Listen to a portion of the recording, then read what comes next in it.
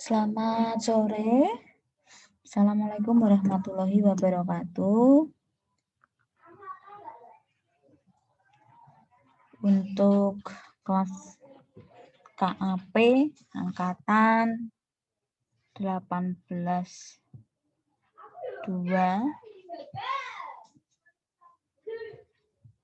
mata kuliah bahasa Indonesia. Nah,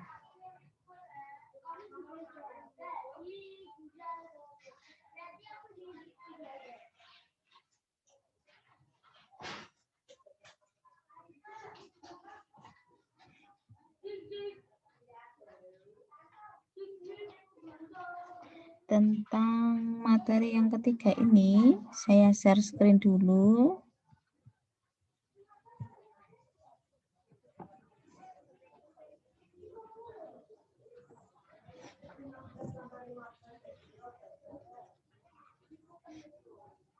Nah, tentang ejaan dan penulisan tanda baca.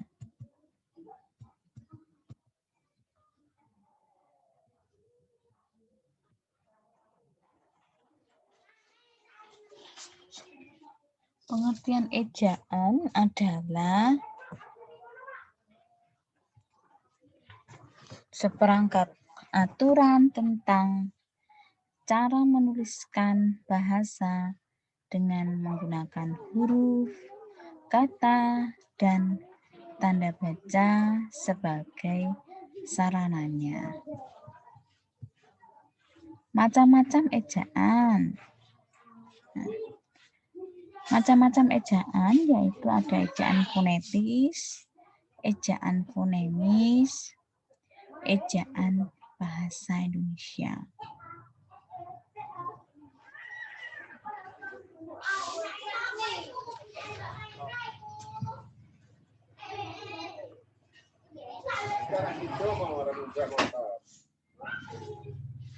Ejaan fonetis. Nah, tentang penulisan huruf.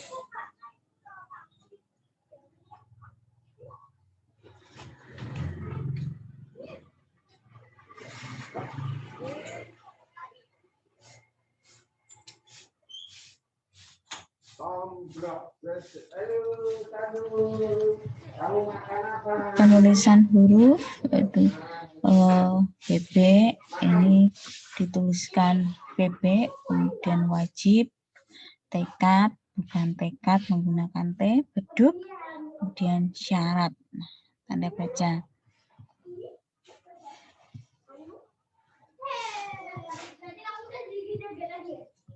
Ejaan fonemis. Nah, ejaan fonemis.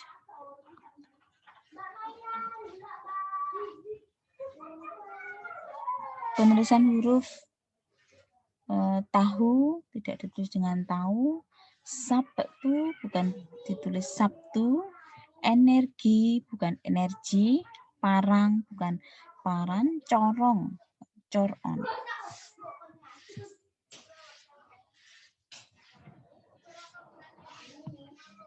Ejaan yang disempurnakan. Nah, ejaan yang disempurnakan. Di dalam penulisan huruf ini dengan memperhatikan satu huruf kapital dipakai sebagai huruf pertama kata pada awal kalimat. Yang kedua yaitu huruf miring dipakai untuk menuliskan nama buku, majalah, dan surat kabar yang dikutip dalam tulisan. Nah,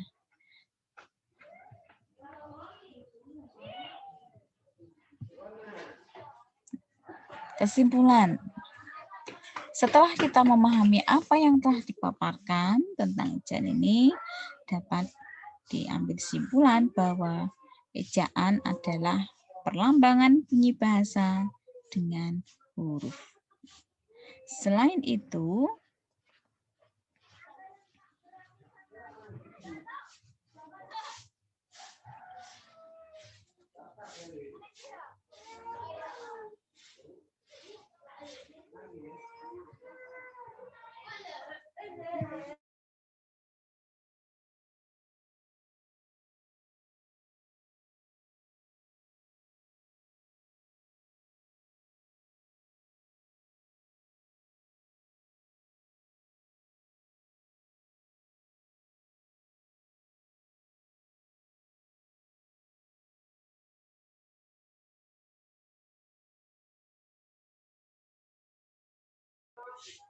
Selain itu, dapat juga berarti keseluruhan ketentuan yang mengatur perlambangan bunyi bahasa.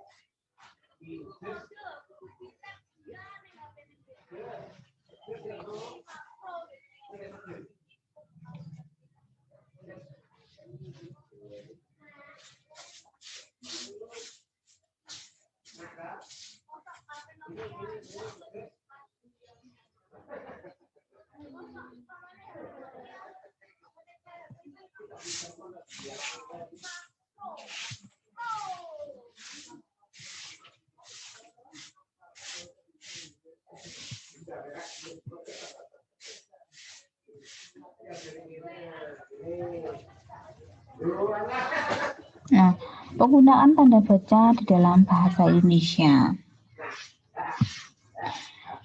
Ejaan yang disempurnakan atau yang lebih dikenal dengan singkatan EYD adalah ejaan yang mulai resmi dipakai dan digunakan di Indonesia pada tanggal 16 Agustus 1972. Nah, ejaan ini masih tetap digunakan hingga saat ini. Nah, ini jadi EYD itu apa?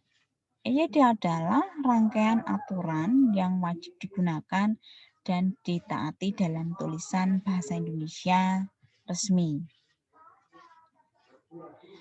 Ejaan yang disempurnakan mencakup penggunaan dalam penggunaan macam-macam huruf kapital, huruf miring, dan tanda baca, kemudian penulisan kata dan unsur serapan.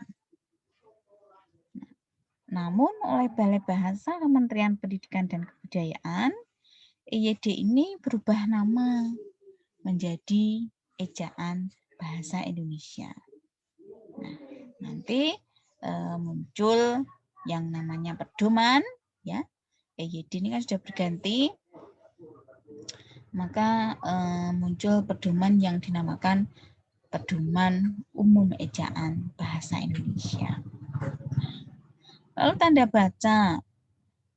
Ini perlu diketahui oleh semua masyarakat pengguna bahasa tentang fungsi macam-macam dan fungsi tanda baca.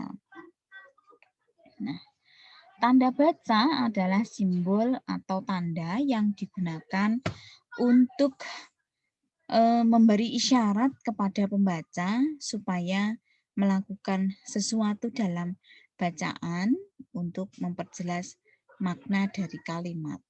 Nah, iya atau tanda baca itu diletakkan di tempat-tempat tertentu dalam kalimat berdasarkan tujuan dan kecocokannya. Macam-macam tanda baca. Ada tanda baca titik, tanda baca koma,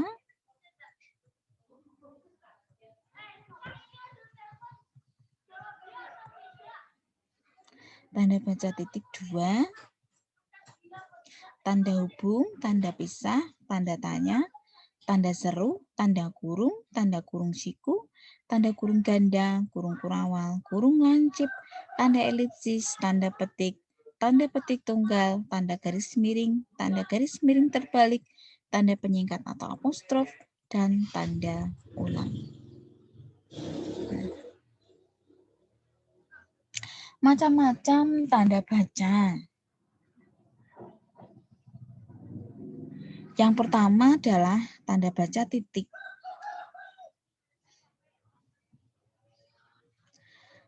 Satu, tanda baca titik dipakai pada akhir kalimat yang bukan pertanyaan atau seruan.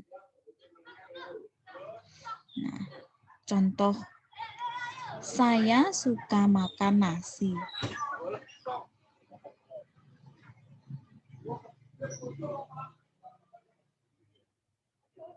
Nah, yang kedua, Hana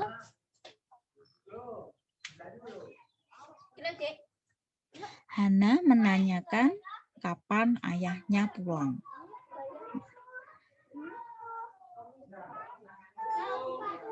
Sebuah kalimat diakhiri dengan tanda baca titik.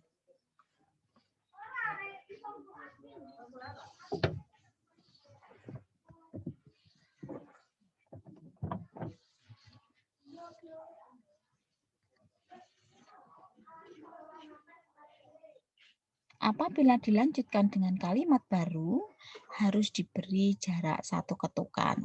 Nah, cara ini dilakukan dalam penulisan karya ilmiah.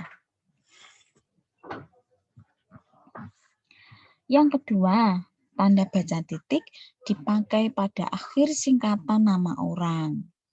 Nah, kita sering menemui nama orang yang terdiri dari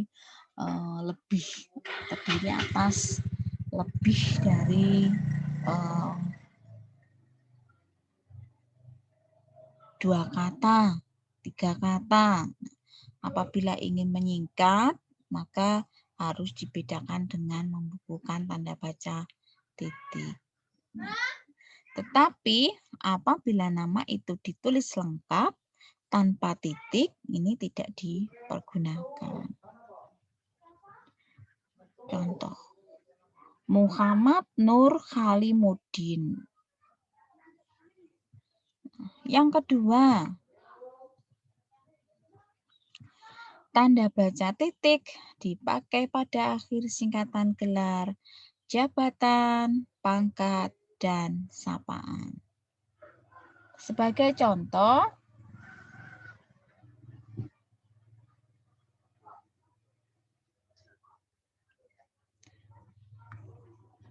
singkatan ya, gelar.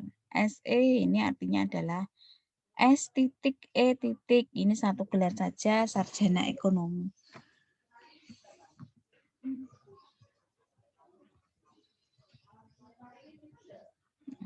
Yang keempat, tanda baca titik dipakai pada singkatan kata atau ungkapan yang sudah sangat umum.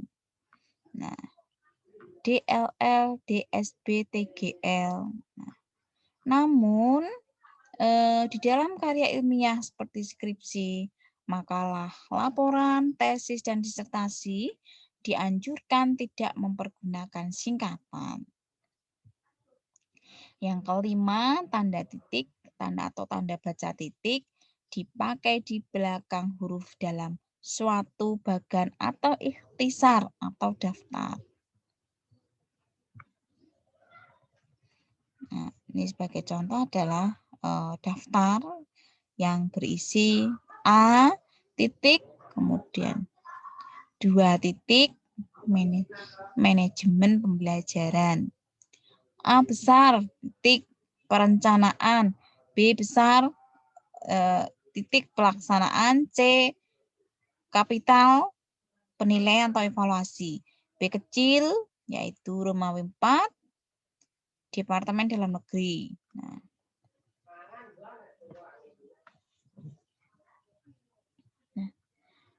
jika berupa angka, maka urutan angka itu dapat disusun sebagai berikut dan tanda titik tidak dipakai pada akhir sistem desimal.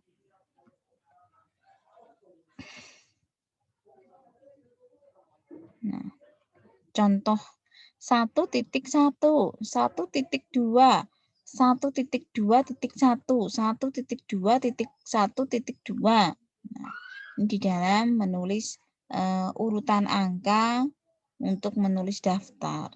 Yang keenam,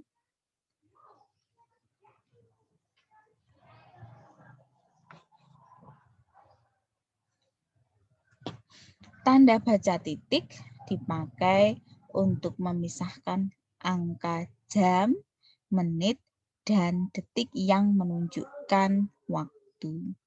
Contoh, pukul 7.10 menit 12 detik. Atau di dalam penulisannya itu 7.10.12. Nah, ini maksudnya adalah pukul 7:00 mohon maaf, lewat 10 menit 12 detik. Saya lanjutkan.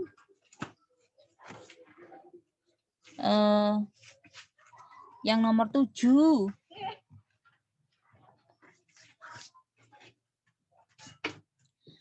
Tanda titik tidak dipakai untuk memisahkan angka ribuan, jutaan, dan seterusnya yang tidak menunjukkan jumlah. Nah, ini tidak menunjukkan jumlah ya. Jadi tidak perlu menggunakan tanda baca titik.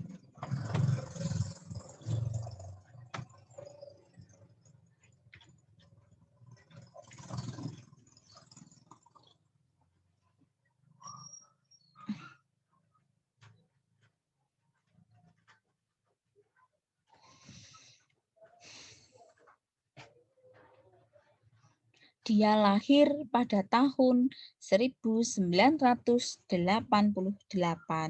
di Sukabumi. Nah, ini artinya memisahkan angka ribuan itu tidak dipakai menggunakan tanda titik karena ini tidak menunjukkan jumlah. Nomor giro 0313983 telah saya kasih kepada Mikael.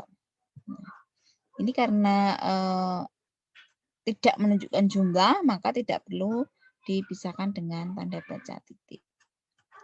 Dan yang berikutnya 8 adalah tanda baca titik dipakai untuk memisahkan angka jam, menit, dan detik yang menunjukkan jangka waktu. 1 jam 29 menit 54 detik.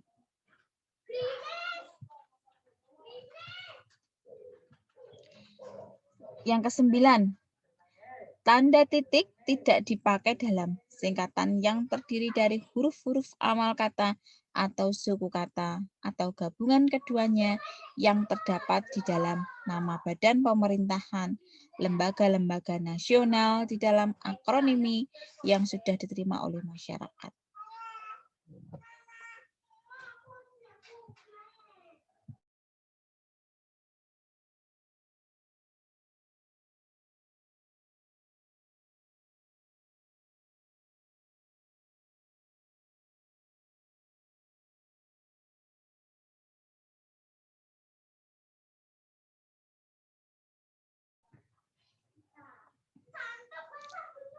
Contoh, Sekjen, artinya Sekretaris Jenderal. UUD, Undang-Undang Dasar. SMA, Sekolah Menengah Atas. WHO, World Health Organization. Nah, ini kan sudah diterima oleh masyarakat, begitu pula dengan SD, sekolah dasar. Nah, ini sudah ada di dalam masyarakat, maka ini tidak perlu digunakan atau memisahkan SMA dengan S titik, M titik, dan A titik.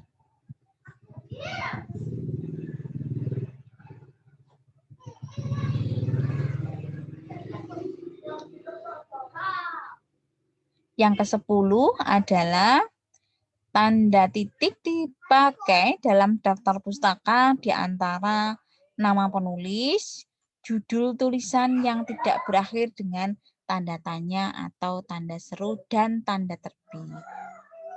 Contoh, Purba, Mikhail, 2006, Kimia, Jakarta, Erlangga. Ini artinya nama penulis ini terdiri dari 2 kata, maka di dalam menulis itu diambil nama terakhirnya, kemudian dituliskan pada bagian awalnya, Purba, Mikhail. Nama ini sebetulnya berasal nama lengkap penulis ini adalah Mikhail Purba. Nah, tahun terbitnya kapan buku ini? 2006. Maka ketika menulis antara nama penulis dan tahun ini dipisahkan dengan tanda baca titik, kemudian Kimia ini adalah judulnya, Jakarta, Erlangga. Yang ke-11, Tanda titik tidak dipakai dalam singkatan lambang kimia, satuan ukuran, takaran, timbangan, dan mata uang. Contoh CU dibaca kubrum 52 cm. Tidak perlu menggunakan tanda baca titik.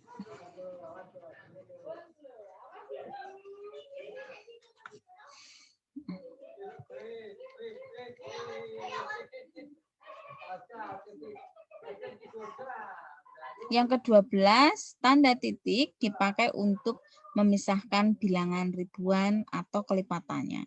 Contoh, gempa yang terjadi beberapa tahun lalu menewaskan 1.213 jiwa.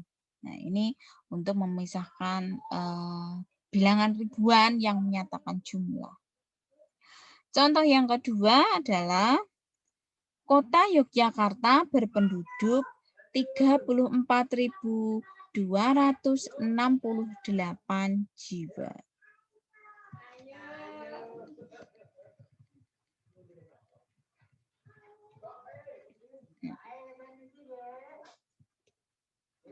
Yang ke-13 adalah tanda titik tidak dipakai pada akhir judul yang merupakan kepala karangan atau kepala ilustrasi, tabel, dan sebagainya. Contoh, latar belakang pembentukan, sistem acara. Nah, ini tidak menggunakan tanda baca titik.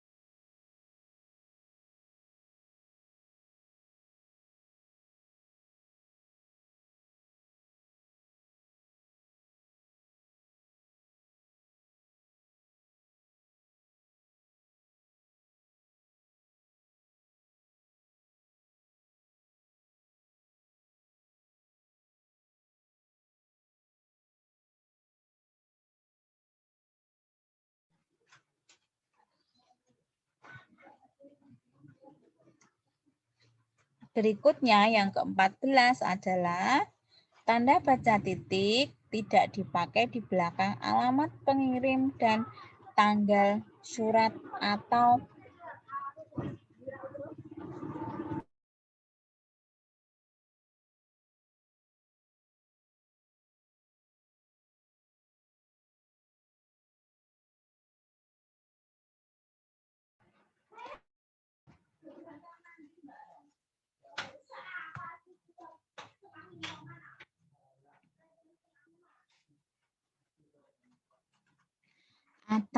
nama dan alamat penerima surat. Jadi langsung saja.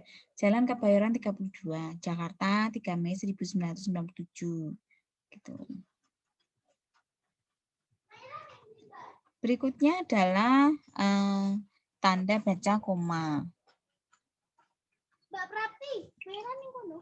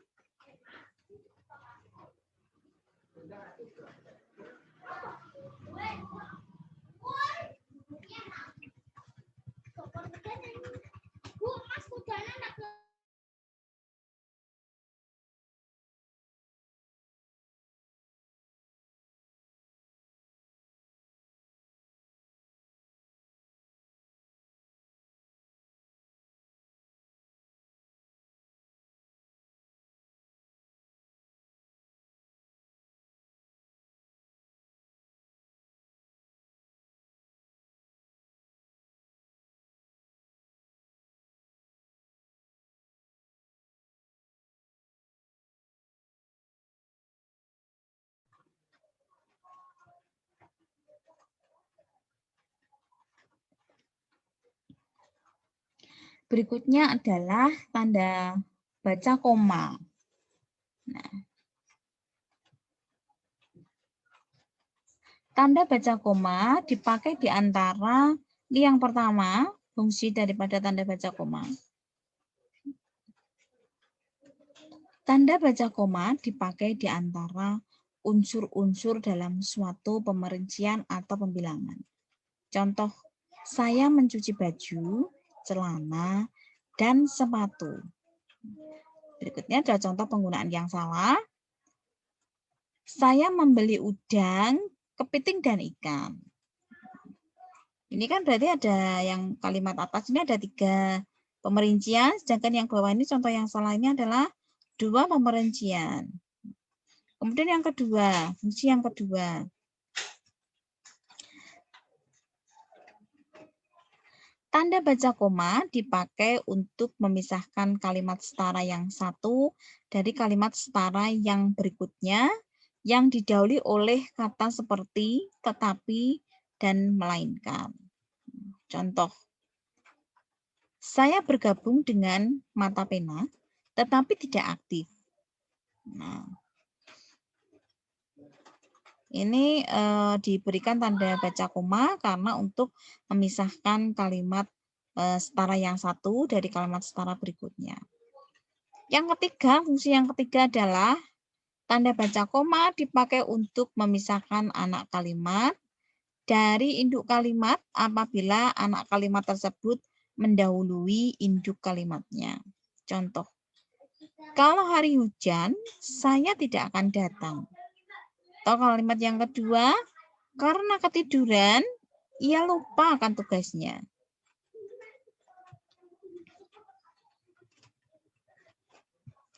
Yang keempat adalah tanda koma tidak dipakai untuk memisahkan anak kalimat dari induk kalimat apabila anak kalimat tersebut mengiringi induk kalimat. Nah, jadi induk kalimat dulu baru anak kalimat ya. Contoh, saya tidak akan datang kalau hari hujan. Dan yang kelima, tanda koma dipakai di belakang kata atau ungkapan penghubung antara kalimat yang terdapat pada awal kalimat. Termasuk di dalamnya, oleh karena itu, jadi, laku pula, meskipun begitu, dan akan tetapi. Contoh.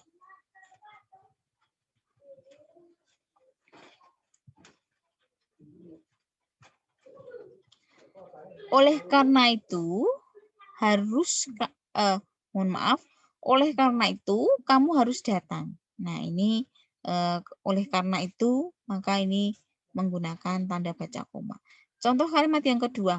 Jadi, saya tidak jadi datang. Jadi, yang keenam. Tanda koma dipakai di belakang kata-kata seperti oh, ya, wah, aduh, kasihan yang terdapat pada awal kalimat. Contoh, oh begitu. Contoh yang kedua, wah bukan main. Yang ketujuh, tanda koma dipakai untuk memisahkan petikan langsung dari bagian lain dalam kalimat. Contoh, kata adik, saya sedih sekali.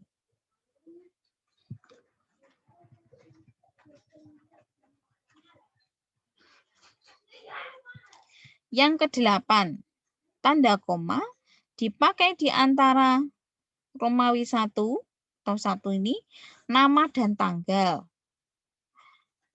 kedua, bagian-bagian kalimat. Yang ketiga, tempat dan tanggal. Yang keempat, nama tempat dan wilayah atau negeri yang ditulis berurutan.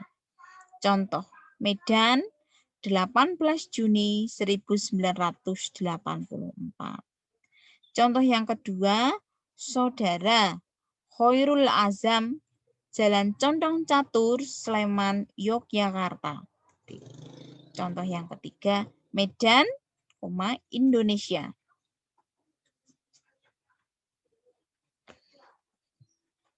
Yang kesembilan adalah tanda koma dipakai untuk menceraikan bagian nama yang dibalik susunannya dalam daftar pustaka. Contoh,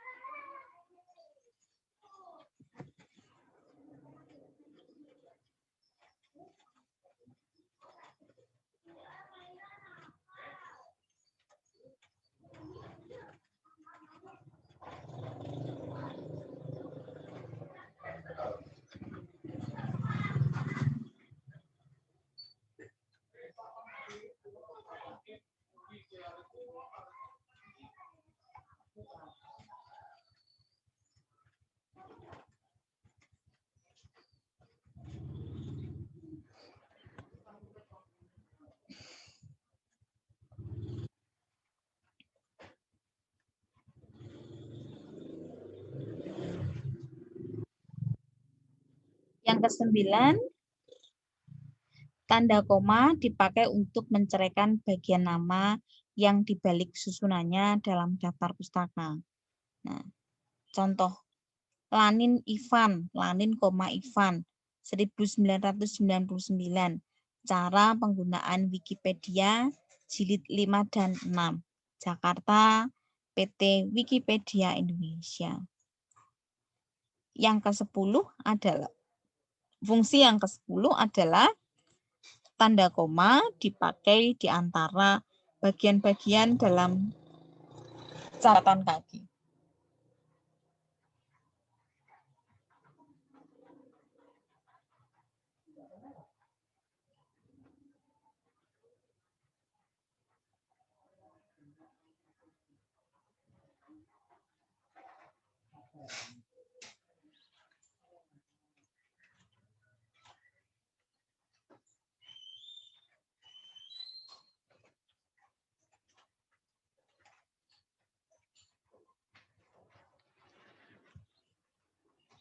Yang ke-10,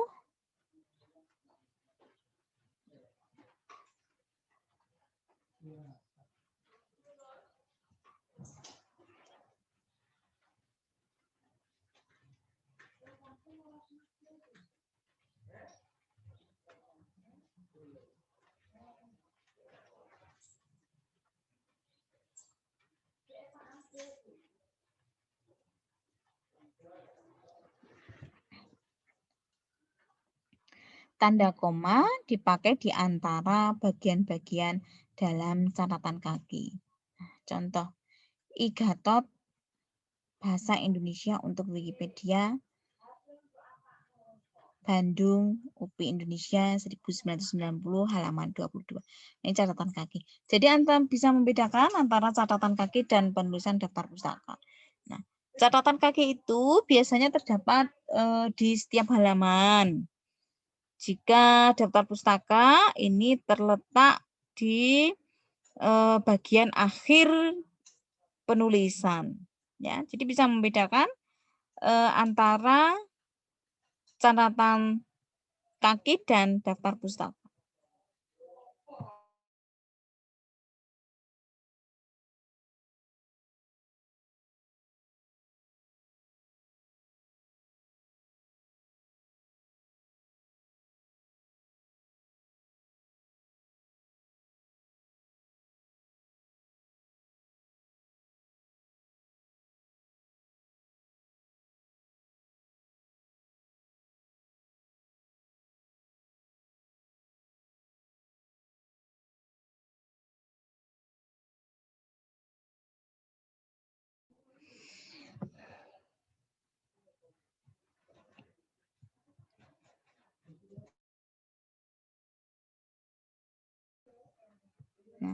sampai dengan fungsi ke-10 untuk tanda baca koma.